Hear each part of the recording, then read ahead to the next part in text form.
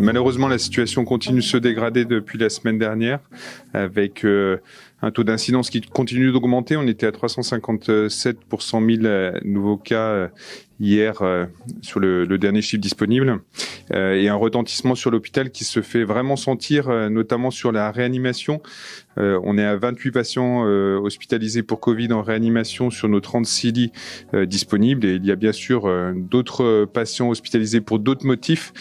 Ce qui nous a imposé donc d'augmenter nos capacités de réanimation qui sont maintenant doublées par rapport à notre niveau habituel. On est à 36 lits armés en réanimation versus 18 habituellement. Et on espère pouvoir ouvrir quelques lits de soins intensifs supplémentaires la semaine prochaine pour faire face à cette demande. On a vraiment des patients qui sont indiscutablement plus jeunes et plus graves depuis une dizaine de jours et qui très rapidement doivent être pris en charge dans le secteur de réanimation après un passage bref dans les services de maladies infectieuses ou de pneumologie, qui sont eux un petit peu moins tendus puisque quand même on a moins de personnes très âgées, et ça c'est un des effets de la vaccination. Donc c'est vrai qu'on a une situation qui est bien préoccupante, notamment encore une fois sur le secteur de soins critiques. Et ben, on a eu plusieurs personnes de moins de 50 ans transférées en réanimation, intubées, ventilées, dans des situations donc très critiques. Alors souvent des gens qui ont quand même des facteurs de risque, en particulier l'obésité, mais on avait peu vu de patients aussi jeunes en première vague et en deuxième vague. Et c'est l'effet malheureusement du variant anglais qui, à l'évidence, en plus d'être plus contagieux, entraîne également des formes plus graves. Le variant anglais représente 80% des cas de Covid actuellement. On a un petit peu de variants sud-africains ou brésiliens, mais il se confirme qu'il a plutôt tendance à régresser par rapport à ce qu'on avait pu craindre il y a quelques semaines. On est autour de 6-7%. Donc, et puis les autres sont des variants, soit de la souche initiale, soit des variants pour lesquels on n'arrive pas à déterminer l'origine. Mais clairement, oui, le variant anglais est maintenant très largement majoritaire.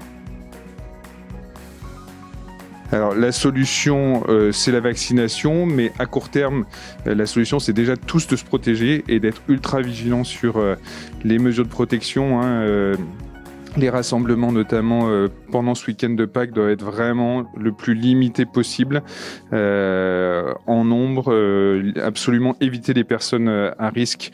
Il faut vraiment rester chacun chez soi. On espère cette fois-ci que ce sera la dernière fois qu'on demande d'appliquer aussi strictement ces mesures, mais c'est vraiment indispensable sur les semaines qui viennent.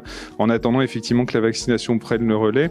Et là, on a une montée en charge qui est quand même intéressante. Maintenant, on est à plus de 13% des Savoyards qui ont été vaccinés. Ça fait plus de 57 000 personnes. Donc ça avance bien. Comme je vous ai dit, on a un impact clairement maintenant sur la Covid chez les personnes âgées qu'on voit beaucoup moins. Donc ça marche cette vaccination, et on espère que les choses vont encore se déployer à partir de la semaine prochaine, puisqu'on a des grands centres de vaccination qui ouvrent sur la Savoie, notamment à Savoie Expo à partir de mardi. Donc avec une prise en charge maintenant à part entière de ces centres de vaccination par les mairies, par nos collègues du SDIS, aussi les pompiers, en relais de ce qui avait été mis en place principalement avec l'appui de l'hôpital jusqu'à présent. Et la question, c'est pas de savoir quelles sont les mesures autorisées ou pas autorisées. En fait, on sait tous ce qu'il faut faire et surtout ce qu'on doit pas faire, et on compte vraiment sur la responsabilité de chacun, même si c'est sûr que tout le monde en a ras-le-bol depuis un an de devoir être aussi vigilant dans sa vie de tous les jours. Mais voilà, si vraiment cette fois-ci on applique correctement les choses, on peut espérer d'ici la fin mai pouvoir revivre un peu plus normalement. Mais là, c'est vraiment encore plus indispensable, encore une fois, étant donné la contagiosité et la gravité liée à la Covid due au variant anglais. Il est possible effectivement que dans le courant de semaine prochaine, on soit obligé de réduire notre activité chirurgicale. On a commencé déjà à anticiper, à réfléchir à cette question-là, de passer à un niveau de programmation autour de 50% de la normale, en sachant qu'on n'a jamais repris une activité normale depuis la deuxième vague. On était ces derniers temps autour de 70% de notre activité chirurgicale habituelle. Donc là, ça nous ferait descendre encore un petit peu autour de 50%. C'est une décision qui va être prise en fonction de l'évolution épidémiologique, notamment pendant le week-end de Pâques.